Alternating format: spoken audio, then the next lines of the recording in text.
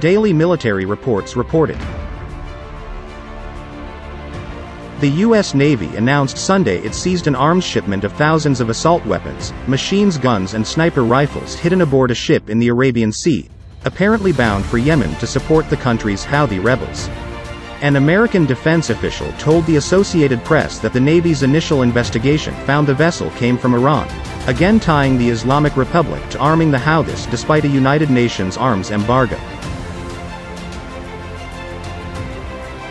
Iran's mission to the UN did not immediately respond to a request for comment, though Tehran has denied in the past giving the rebels weapons.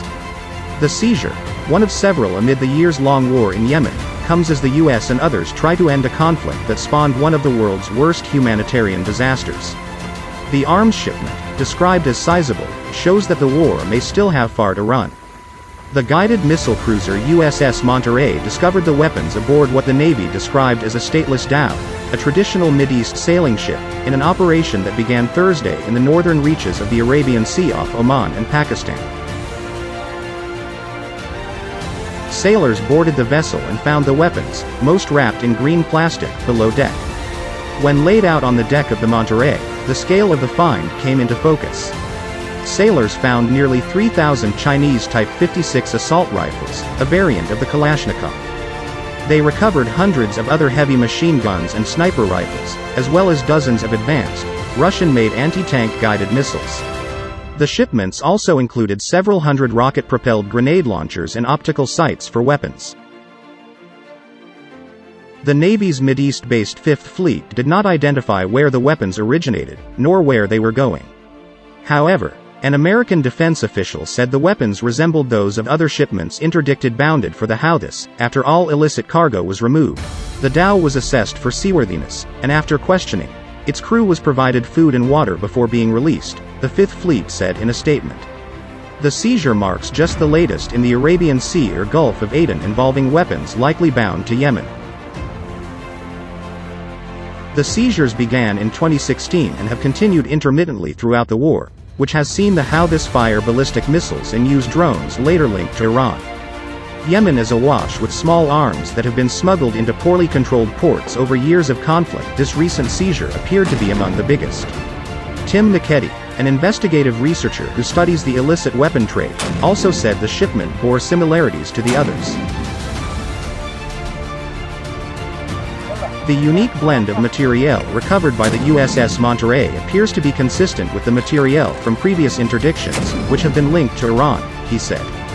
Yemen's war began in September 2014, when the Houthis seized Sana'a and began a march south to try to seize the entire country.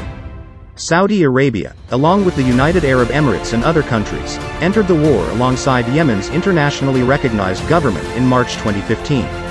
Iran backed the Houthis, who harassed Saudi Arabia with missile fire and drone attacks.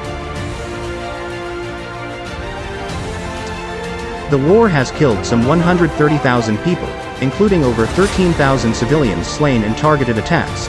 According to the Armed Conflict Location and Event Project, the war has seen atrocities from all sides.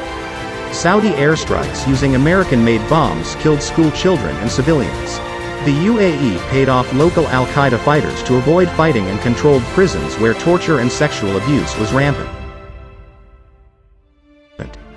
The Houthis employ child soldiers and indiscriminately lay landmines.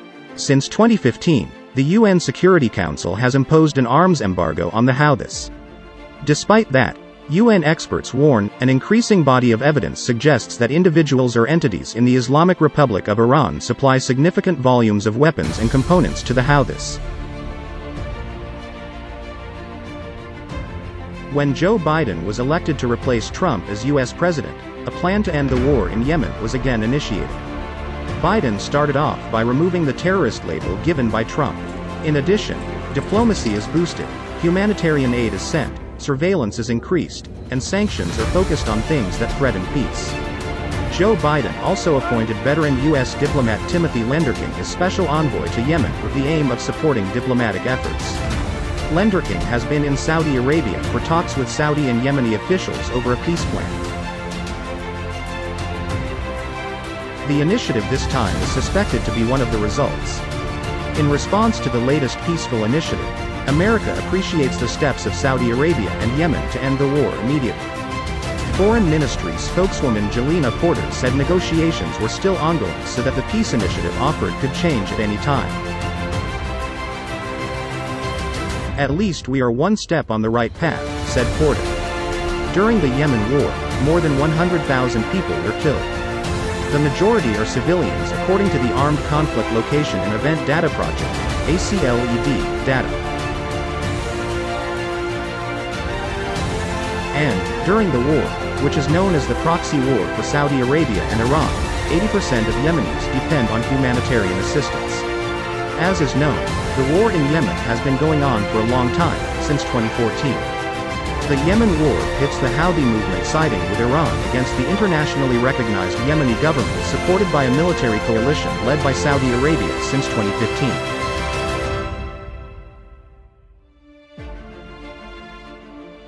The Houthis believe the Yemeni government is corrupt. Saudi Arabia offers a new initiative, peace proposal, to end the war in Yemen. The initiative was quoted by Reuters news agency as covering a nationwide ceasefire as well as the resumption of economic activity at Sana'a Airport and Hodeidah Port. Specifically for Sana'a Airport and Hodeidah Port, Saudi Arabia limits economic activity there to matters relating to food and energy. The Houthis, who are at war with the Saudis, have doubts about the offer. They considered the Saudis' offer to be insufficient, especially regarding Sana'a Airport and Hodeidah Port. The Houthis want a complete opening of the blockade in both places for broader economic activity.